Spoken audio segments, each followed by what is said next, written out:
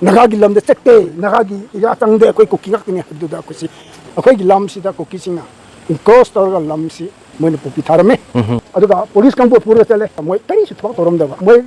Kuki gi militant noi bra natraga mi khana kulai pai ba hoi tatus kadi pai ba uwe popi pambi si haude ngai na spray pura ga lakda akoi gi spray loi thwa bi re noi karak di noi si ngai ro na ko da kari gumba chicken to su le chi hojik chu moi akoi gi lam da lam ya kanu toro le ye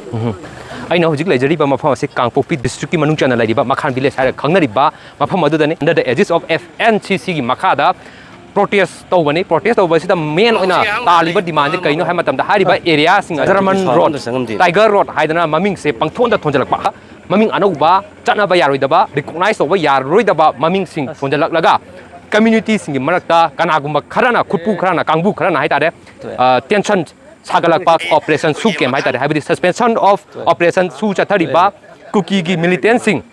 hariba Naga gi tariba area sing asida sajalaklaga makhoi na tawning ba maong khara chatharam sing asi lokthokhigadabani haiba ani shuba demand aduga ahum shubada palliba chana yamna maruiba sichu yam maruiba demand poppy plantation Manipur muthanaba thugainaba Manipur kangkhong chainaba honaba yam poppy plantation gi thong asi athu matamda mafam asida kanaguma amta chataba yaro haiba yam firep adu Foot Hills Naga coordinating committee akoi people sing asi ga loinana hariba demand protest asi tamna tara akoi sida athingba particular oina haitare Kuki community da area sida Naga ta mafam sing asi haitare changba si thingakpo oigani haibagi thajaba dudi lei aduna aina situation asi kari dagi horopono kari gino habdu khangna gino makta yam ten takpa point amani dang sing matanda kai keno kitang thambiyun ming sina among abon mai German Makhan village authority sang si chathariba indefinite bansi aibgumna Naga Harbana Foot Hill Naga coordinating committee moina organize tawraga leriba koi Naga area se aibgumna moi Kuki sing habitare moina German road Tiger road adu sukem si certain tawnaba mafam Omri si moina khalak laga government propose tawrak panina masi akhoi gi Naga gi lamda Naga gi lam si lengmai rongmai puimai jemai haiba lam masi da moina moi kusi khurang tawraga akhoi da stop tawrak pa adu akhoi gi permission yodana mai thak ponamak si tawrak panina masi akhoi yabang moi hanang si Foot Hill Naga coordinating committee na tawrak pa thak si achumani na akhoi lairiba kun gi natra lairiba praja myam na masi akoi gi lam gi makta akoi si masi tawgdebni na hujik poso akoi tawra leibni lam masi gi manungda akoi gi concern natra without concern of the Naga people lairiba areas da lairiba mi sida mana kari su concern yodana moina tawning ba mo mada German road ne aduga Tiger road ne aduga Tiger road German road hasi akoi khun gi miyai makta chelaga laiba akoi da kari su usit bigi mo da tawrak pani na akoi masi protest tum akoi masi gi keno si yanaba purakli pau akoi protest tum tawra laigini poppy plantation haibse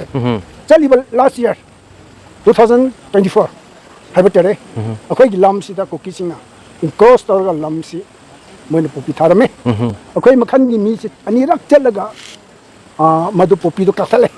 adu kakhala tarasu amuk continuous mai tangsilaga amuk tawrure aduga police kangbu pura chale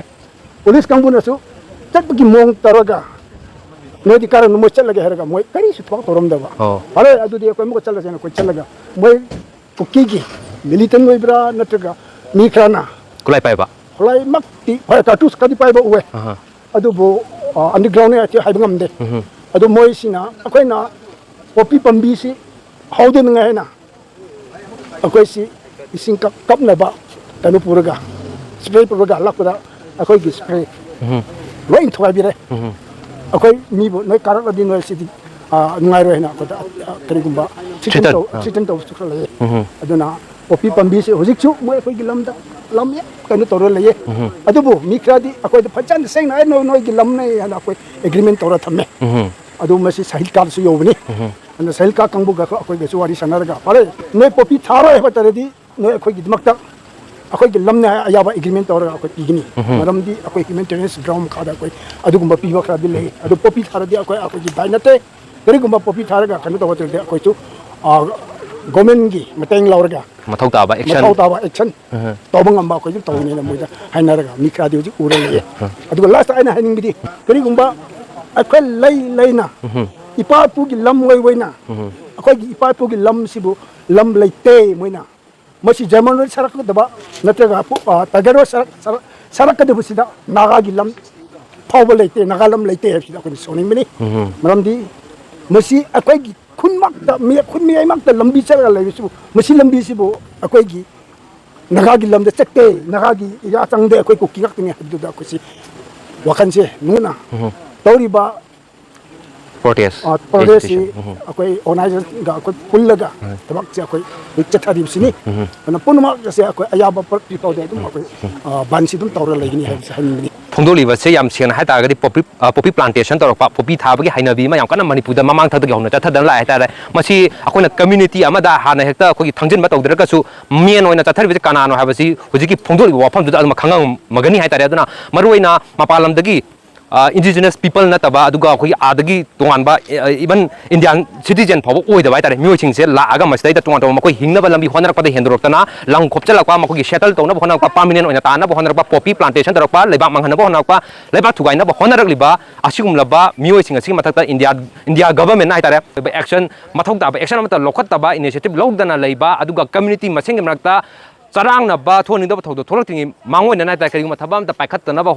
होना होबगी महुता सुमता उना खंगना कना लेसनबा तारगदि मसिना हेना तुंगदा नुवाइनदबा थौदो थोलक ओय हानिंगाइसु लेते मरमदि हुजिक मणिपुरदा थोलिबसे community अनीगी हाय तारे असिंगमरि community की violence ओय दे हाबा वाफमबुदि लै तबदबु मसी मरुइना main ओइना community अनीगी मक्ता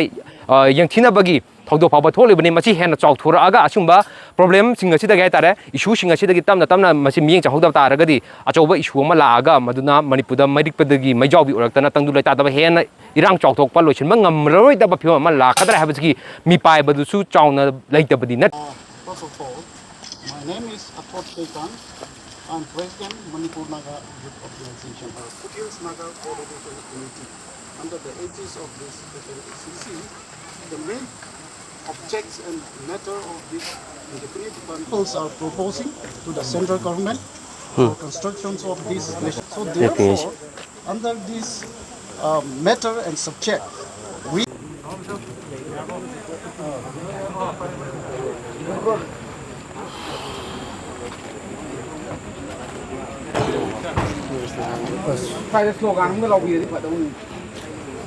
मरमदुना appeal तौरक्लिबदि